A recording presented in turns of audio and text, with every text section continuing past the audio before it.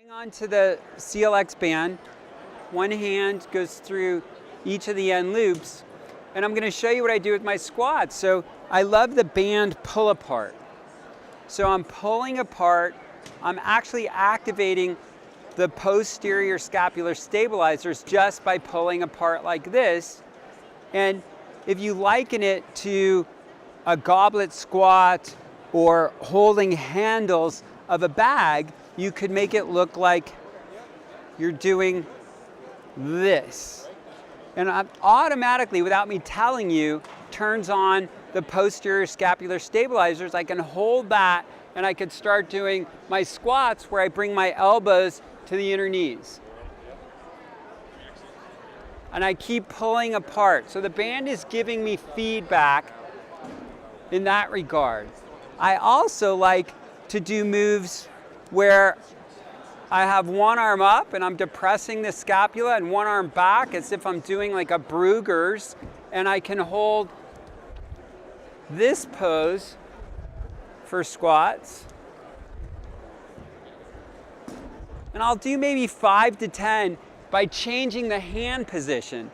And sometimes I want my patient to get up to 50 squats a day. I have a kind of a fun challenge for people where I ask them to be able to not only do the number of their age in squats, but how old do you want to live to be?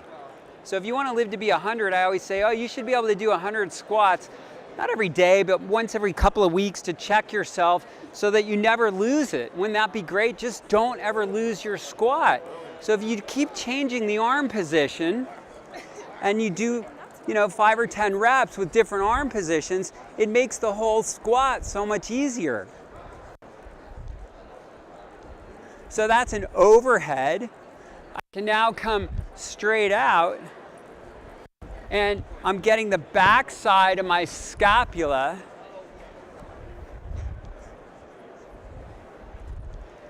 And again, just changing hand position completely changes the way that the squat feels, only because I'm now activating more muscles.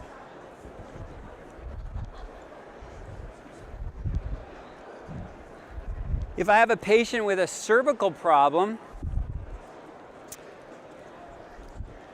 we're all familiar with working the deep neck flexors. Well, I can hold my arms right here, push my head into retraction, and do some squats. And the band is giving me the feedback to make sure I push my head back and don't allow my chin to protrude, which we often see during a squat or heavy lift. So this trains me to hold my head position.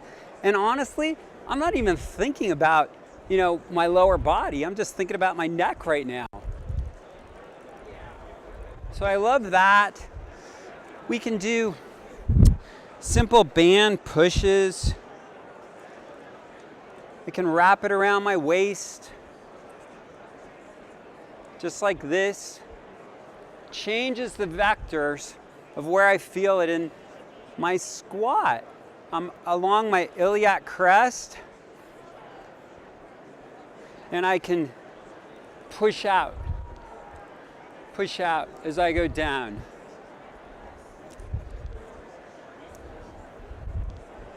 I'll go to my full-length CLX band, which is approximately 8 or 9 loops, is a really good number to cut for our patients. And then I can wrap my hands around the ends, step on it, go into my overhead and squat down.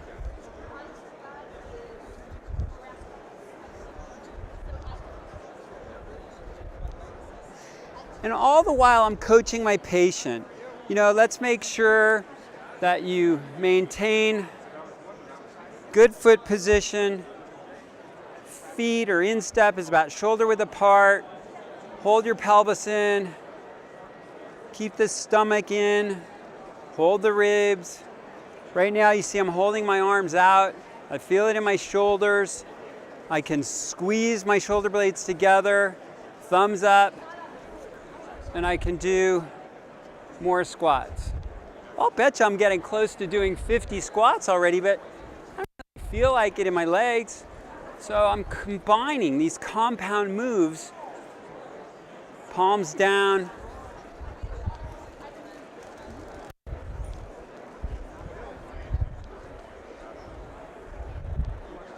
I can hold it like this as if I was holding a barbell on my back.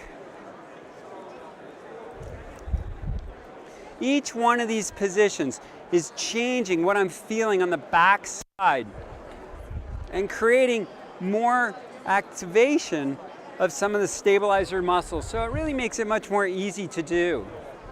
I love the way that this one feels. I can externally rotate, depress my scapula.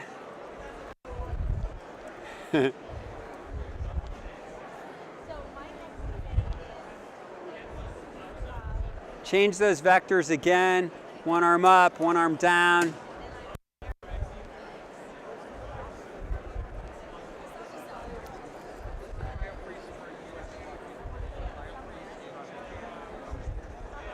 It's good. I think that gives you a sense of changing the arms, changes the dynamic and activation of the muscles while we're doing the squats.